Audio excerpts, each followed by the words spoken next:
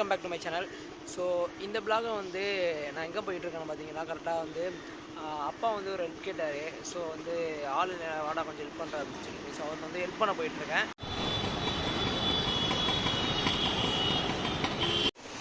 Guys பார்த்தீங்கன்னா அப்பலாம் வந்துட்டேன். ஸோ வந்துட்டே வந்து டேடிக்கு வந்து ஹெல்ப் பண்ண போகிறேன். ஸோ இதுமாரி ஹெல்ப் பண்ண அவங்க காட்டுறாங்க. வந்து எலக்ட்ரிக்கல் ரிலேட்டடான ஒர்க்கு தான் வந்திருக்கேன். இது வந்து இது வந்து சேஞ்சர் இது. ஸோ ஆக்சுவலாக இது வந்து இப்போ ஒர்க் ஆகலை.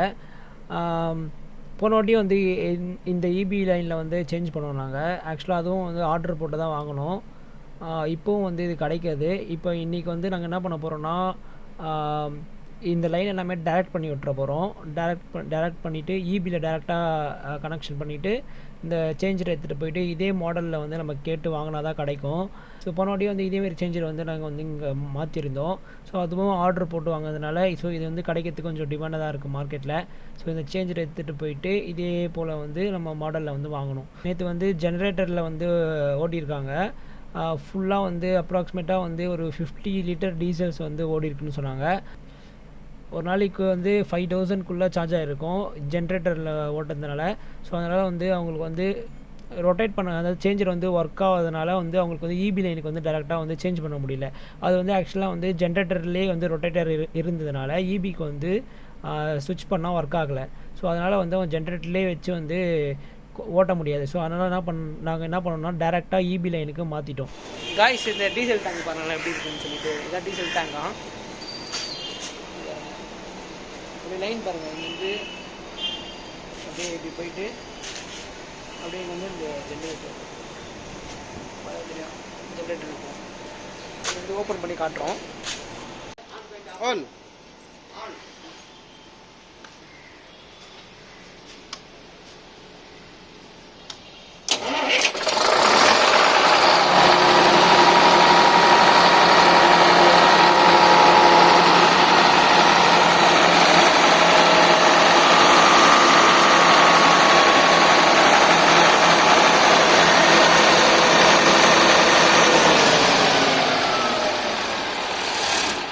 ஸோ இப்போ என்ன பண்ண போகிறோன்னா, இந்த சேஞ்சர் எடுத்துகிட்டு போயிட்டு மார்க்கெட்டில் காட்டி இதே போல் மாடலை வந்து ஒரு சேஞ்சர் வந்து வாங்கிட்டு வந்து செட் பண்ண போகிறோம். ஸோ இது வந்து இன்றைக்கி பண்ண முடியாது, எடுத்துகிட்டு போய் நாளைக்கு மார்க்கெட்டில் தான் வாங்க முடியும். ஸோ அதனால் நான் வந்து இந்த வீடியோ வந்து இதோட வந்து ஸ்டாப் பண்ணிக்கிறேன்.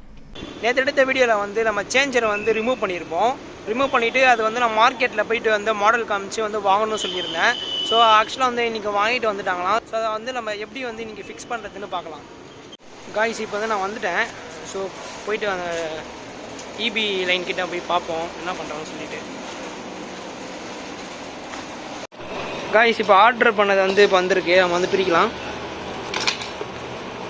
அன்பாக்சிங் தான்.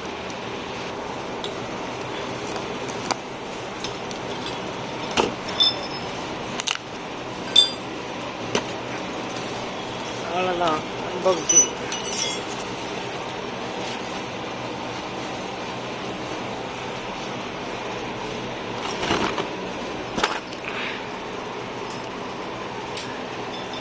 சேஞ்சர் கொடுத்துருங்க. இதெல்லாம் நம்ம கூட வாங்கணுமா எக்ஸ்ட்ரா? நீ வேணும் வந்தே நான் வேணும் வந்தாங்களா?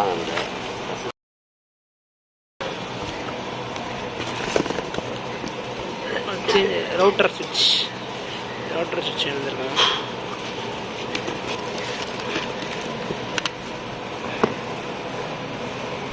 ஓகே கைஸ், இப்போ வந்து இந்த ரவுட்டர் சுவிட்ச் வந்து ப்ராப்பராக வந்து ஒர்க் ஆகுதா இல்லையா நம்ம வந்து டபுள் செக் பண்ணிக்கிறதுக்கு நம்ம மல்டிமீட்டர் வச்சு கிராஸ் செக் பண்ணிக்கலாம். கரெக்டான வந்து கண்டினியூட்டி வந்து வருதான்னு சொல்லிட்டு ஒவ்வொரு ஃபேஸ்லேயும் வந்து நம்ம செக் பண்ணிக்கணும் கரெக்டாக வந்து கண்டினியூட்டி வருதான்னு சொல்லிட்டு.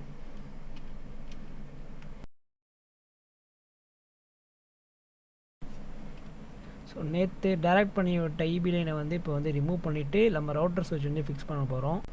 ஸோ இந்த எல்லோ கலர், ப்ளூ கலர், இந்த பிளாக் கலர் பிளேட் மாதிரி இருக்குல்ல, ஸோ இது எல்லாமே வந்து டிஜி லைன்ஸுக்கான லைன் போட். ஸோ இதில் நம்ம என்ன பண்ண போகிறோம்னா, இந்த பிளேட்ஸ்லாம் ரிமூவ் பண்ணிவிட்டு நம்ம வந்து மேனுவலாக இந்த ஒயர் போட்டிருக்காங்களே அந்தமாரி ஒயர் வந்து போட போகிறோம். ஸோ இந்த ஒயர் வந்து 35 ஸ்கொயரம் ஒயரு. ஹெவி லோட்னால 35 ஸ்கொயரம் வந்து ஒயர் போடுறாங்க. ஸோ இந்த மேலே இருக்க பிளேட்டை வந்து நம்ம ரிமூவ் பண்ண போகிறோம். ரிமூவ் பண்ணிவிட்டு ஸோ இதுமாரி வந்து 35 ஸ்கொயர் நம்மளாம் ஒயர் போட்டுற போகிறோம். ஆக்சுவலாக ஏன் அந்த அந்த ராட் பிளேட்ஸ்லாம் வந்து கலட்டுறோம் பார்த்தீங்கன்னா, ஆக்சுவலாக வாங்கின்னு வந்த ரவுட்டர் சுவிட்ச் வந்து அந்த கரெக்டான அந்த டோருக்கு வந்து மேட்ச் ஆகலை, க்ளோஸ் பண்ணக்குள்ளே இடிக்குது. ஸோ நம்ம இதெல்லாம் ஆல்ட்ரு பண்ணால் தான் நம்ம வந்து கரெக்டாக வந்து அதை ஃபிக்ஸ் பண்ண முடியும். போன வாட்டியும் இதேமாரி தான் ஆல்ட்ரு பண்ணி தான் போட வேண்டியதாக போச்சு. ஏன்னா வந்து அந்த ஓல்டு மாடல் ரவுட்டர் சுவிட்ச் மாதிரி எக்ஸாக்டாக எங்களுக்கு கிடைக்கல. ஸோ லேட்டஸ்ட் மாடல் தான் கிடைக்குது. அதை வந்து நம்ம இதில் ஃபிக்ஸ் பண்ணும்போது நம்ம கொஞ்சம் ஆல்ட்ரு பண்ணி தான் பண்ண வேண்டியது இருக்குது. ஸோ சரி, தேவையில்லாத பொருள்லாம் கொஞ்சம் ரிமூவ் பண்ணிவிட்டு அந்த டோருக்கு ஏற்ற மாதிரி நம்ம வந்து ஆல்ட்ரு பண்ணி தான் போடணும். ஸோ இந்த 35 ஸ்கொயரம் வந்து நம்ம 3 ஒயராக சைஸ் வேரியாக பிரிச்சுட்டு அதில் வந்து நம்ம வந்து ரெட்டு, எல்லோ, ப்ளூ டேப் வந்து அடிக்க போகிறோம். சும்மா நம்மளோட வெரிஃபிகேஷனுக்கோசம் தான் அந்த டேப்ஸ் அடிக்கிறோம். அடிச்சுட்டு அதில் வந்து நம்ம வந்து 3த்துக்கும் வந்து ஃப்ரண்ட் அண்ட் பேக் வந்து லெக் அடிக்க போகிறோம்.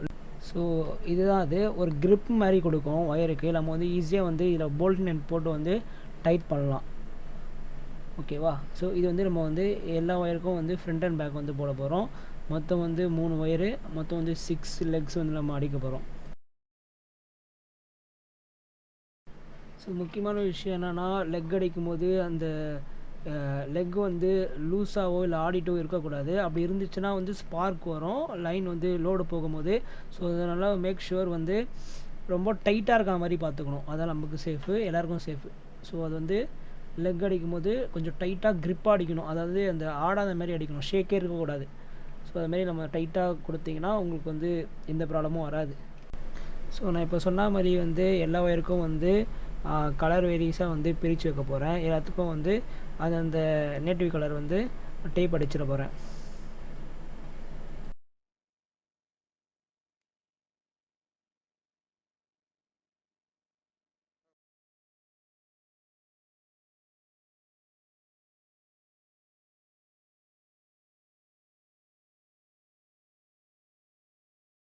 இப்போ இந்த ராட்லாம் வந்து ரிமூவ் பண்ணிவிட்டு நம்ம ரெடி பண்ண ஒயர் வந்து நம்ம போட போகிறோம்.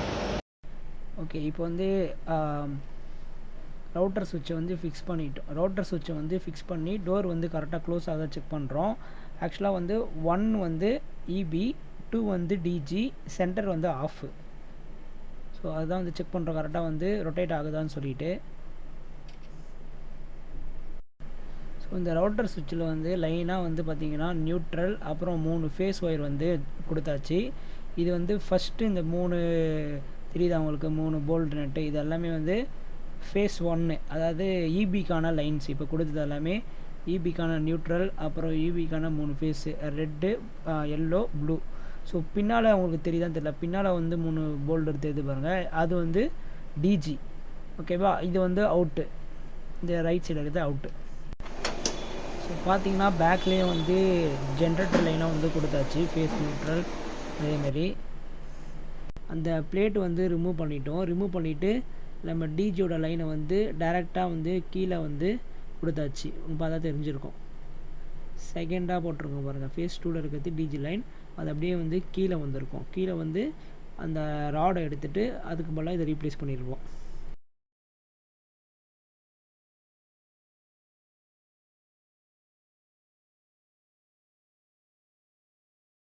ஸோ அவ்வளோதான் காய்ஸ், இப்போ தான் வந்து முடித்தோம் ஒர்க்கை. ஸோ கரெக்டாக இப்போ வந்து அந்த நியூ சுவிட்ச் மாற்றின பிறகு வந்து இப்போ ஃபேஸ் அண்டு ஜென்ரேட்டர் வந்து ஸ்விட்ச் பண்ணால் வந்து கரெக்டாக வந்து ஒர்க் ஆகுது. அவ்வளோதான் காய்ஸ், இந்த வீடியோ பிடிச்சிருந்தா லைக் பண்ணுங்கள், ஷேர் பண்ணுங்கள். தேங்க்ஸ் ஃபார் வாட்சிங் திஸ் வீடியோ காய்ஸ்.